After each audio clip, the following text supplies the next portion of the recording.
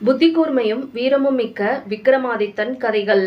போஜராஜ மன்னனிடம் 4வது படிக்கு காவலாக இருக்கும் மங்கள கல்யாணி பதுமை சொல்லிக் கொண்டிருக்கும் செண்பகவல்லியின் கதையின் 2வது பதிவு. ஆணை பெண்ணாகவும் பெண்ணை ஆணாகவும் மாற்றக்கூடிய 2 வித மூலிகையை பற்றி பட்டி தெரிந்து கொண்டான். உடனே அந்த வேரை எடுத்துக்கொண்டு விக்ரமாதித்தன் இருக்கும் இடத்திற்கு ஓடோடி வந்தான். அங்கு விக்ரமாதித்தன் பெண் வேடத்தில் சத்திரத்தினுள் நுழைந்த பட்டியை நினைத்து, என்ன ஆயிற்றோ, இன்னும் பட்டி வரவில்லையே என மனதிற்குள் 1000 யோசனைகளுடன் குழம்பிக் கொண்டிருந்தான். நல்ல வேளையாக பட்டியும் அந்த இடத்திற்கு வந்து சேர்ந்தான். பட்டி, இவ்வளவு நேரம் என்னை தவிக்க விட்டு சென்று விட்டாயே என்று பரிதவித்தான் விக்ரமாதித்தன். செண்பகவல்லியை தொடர்ந்து சத்திரத்தில் நுழைந்தது முதல் 7வது வாசலை தாண்டி போக முடியாமல் திரும்பி உஜ்ஜயினிக்கு போகும் வழியில் முனிவரும் அவரது மனைவியும் பட்டியின் மீது உபயோகப்படுத்திய ஆணை பெண்ணாகவும் பெண்ணை ஆணாகவும் மாற்றும் சக்தி வாய்ந்த மூலிகை வேரை பற்றி தெரிந்து கொண்ட கதை அனைத்தையும் ஒன்றுவிடாமல் கூறினான் பட்டி. பட்டி, எதிலும் உனக்கு தோல்வியே கிடையாது. நீ எனது சகோதரன்.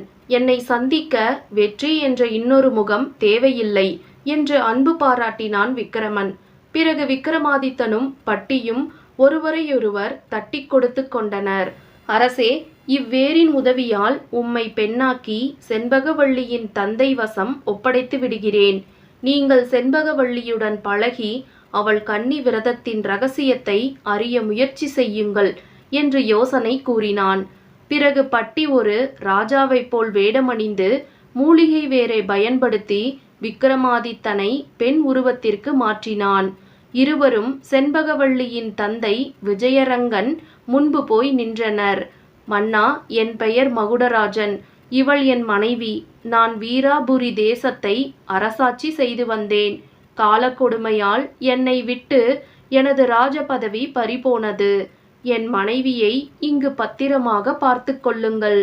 நான் எனது அரசாட்சியை மீட்டு வந்து திரும்ப அழைத்து கொள்கிறேன் என்று வேண்டினான் பட்டி. உடனே மன்னனும் இரக்கப்பட்டு பெண் வேடத்தில் இருக்கும் விக்ரமாதித்தனை செண்பகவல்லியின் கன்னி மாடத்திற்கு தங்குவதற்கு அனுப்பி வைத்தான். பட்டியும் அங்கிருந்து வேக வேகமாக விஜயநகரத்தின் எல்லைக்கு வந்து சேர்ந்தான். அடர்ந்த காட்டினுள் நுழைந்த பட்டி அங்கு இறந்து கிடந்த அணிலின் உடலுக்குள் கூடு விட்டு கூடு பாய்ந்தான். தன் உடலை பாதுகாக்கும்படி வேதாளத்தை காவலுக்கு வைத்தான் பட்டி. அணிலின் உருவத்தில் செண்பகவல்லியின் கன்னி மாடத்திற்குள் நுழைந்து அங்கிருந்த மரத்தின் மீது ஏறி நடப்பதை கவனித்தான். பெண்ணுருவில் இருந்த விக்கிரமனும் செண்பகவல்லியும் சதுரங்கம், சொக்கட்டான், சோழி போன்ற ஆட்டங்களை ஆடி பொழுதை கழித்தனர். ஒரே மஞ்சத்தில் இருவரும் ஒன்றாக உறங்குவது என்று இணை பிரியாமல் இருந்து வந்தனர். திடீரென்று விக்கிரமனுக்கு ஒரு யோசனை வந்தது. நாம் இந்த பெண் ரூபத்தில் காலம் கடத்தி கொண்டு இருக்கிறோம். வந்த வேளை முடிந்த பாடில்லையே. 6 மாதம் வேறு முடியப் போகிறது. என்ன செய்வது? இனி ஒரு கணம் கூட சும்மா இருக்கக்கூடாது. செண்பகவல்லியை கன்னி விரதத்தை பற்றி கூற வைக்க என்னெல்லாம் செய்ய முடியுமோ அதெல்லாம் செய்தாக வேண்டும் என்று திட்டம் போட்டான் விக்கிரமன்.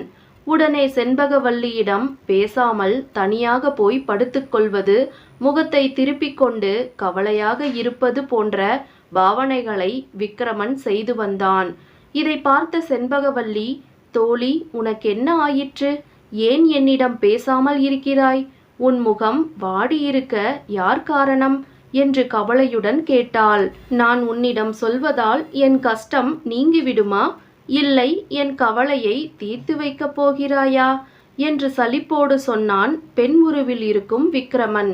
செண்பகவல்லி பெண்ணுருவில் இருக்கும் விக்கிரமனை தன் உயிர் தோழியாக கருதினாள். அதனால் தன் மஞ்சத்திற்கு அழைத்து வந்து, தோழி, உடல் 2ஆனாலும் உயிர் ஒன்றென பழகும் என்னை போய் இப்படி நினைத்து விட்டாயே. முன்னொரு காலத்தில் 2 நண்பர்கள் உயிர் சிநேகிதர்களாக இருந்தனர். அவர்களின் கதையை சொல்கிறேன், கேள். அதை கேட்ட பிறகாவது உன் உள்ளத்தில் இருப்பதை என்னிடம் தயங்காமல் சொல் என்று கூறி கதையை சொல்ல ஆரம்பித்தாள் செண்பகவல்லி. சதுரகிரி பட்டினத்தை கிரிராஜன் என்ற மன்னன் ஆண்டு வந்தான். அவனுக்கு சித்திரசேனன் என்ற மகன் ஒருவன் இருந்தான். சித்திரசேனன் பிள்ளை பருவத்தில் இருந்தே சிங்கன் என்ற சிறுவனுடன் நட்பாக பழகி வந்தான். அவர்கள் இருவரும் இணைபிரியாமல் வாழ்ந்து வந்தனர். கால சுழற்சியால் சித்திரசேனன் அந்த நாட்டின் அரசனாக முடிசூட்டப்பட்டான். வேடகுலத்தில் பிறந்த சிங்கன் மிகுந்த கஷ்டத்தில் வாழ்ந்து வந்தான். தன் நண்பன்தான் இப்போது இந்நாட்டின் மன்னனாயிற்றே, அவனிடம் சென்று உதவி கேட்கலாம் என நினைத்து அரண்மனைக்கு வந்தான். தினமும் அரசனுக்காக காத்திருப்பான். ஆனால் சித்திரசேனனோ போகும் பொழுதும் வரும்பொழுதும் அவனை ஏறெடுத்து கூட பார்ப்பதில்லை. இவ்வளவுதான் உன் நட்பா என்று வருந்தினான் சிங்கன். இனி வயிற்றுப் பிழைப்பிற்கு ஒரே வழி தன் குலத்தொழில்தான் என்று எண்ணி வில்லையும் அம்பையும் எடுத்துக்கொண்டு மனம் வெறுத்து போய் காட்டிற்கு வேட்டையாடச் சென்றான் சிங்கன். ஆனால் சிறு வயதிலிருந்தே முறையாக தொழில் கற்றுக்கொள்ளாததால் சிங்கனால் விலங்குகளை வேட்டையாட முடியவில்லை. அந்தி பொழுதும் அஸ்தமிக்க தொடங்கியது. காட்டிலே மிருகங்களை தேடி அலைந்து கொண்டிருக்கும் போது வழி தெரியாமல் ஒரு குகைக்குள் சென்று விட்டான். அங்கு ஒரு முனிவன் தன் தவ மகிமையால் ஏதோ ஒரு ராஜகுமாரியை தூக்கி கொண்டு வந்து அவள் மடியில் தலை வைத்து அயர்ந்து தூங்கிக் கொண்டிருந்தான்.